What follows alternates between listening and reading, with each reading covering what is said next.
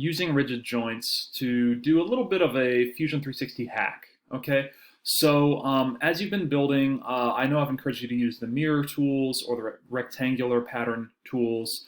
But there is a problem when you use those tools. What happens is the new components, wherever they've moved to or been placed, they are not necessarily constrained there. Okay, which if we're just looking at the thing, doesn't really matter, right? But if we want to do something else with this structure, especially put it into like a simulation or an automation, it may not be a good idea to have those things loose, okay? So I can't foresee any particular problem with what I'm about to show you at the moment.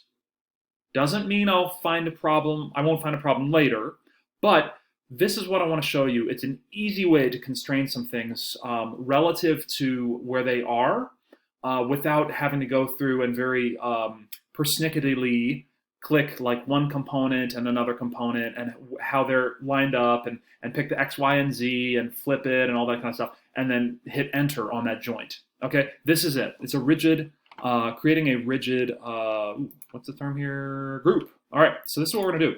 So as you can see, I've got this set up to do the mirror.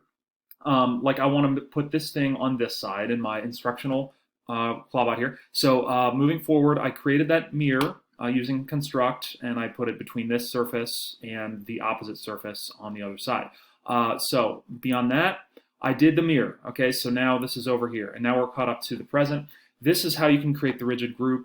So this thing, right now you'll see, let's see if I can grab this. Yeah, it's gonna move. Ooh, I don't want that, so gonna Command Z. But if we go to Assemble and Rigid Group, what I can do is actually select this whole bumper, and let's get that nut while we're at it. And if I click OK, now those will not move anymore. Okay, so as long as it's something that's kind of going to be stable and unmoving on your final assembly anyway, you're probably okay. So see if that helps you out.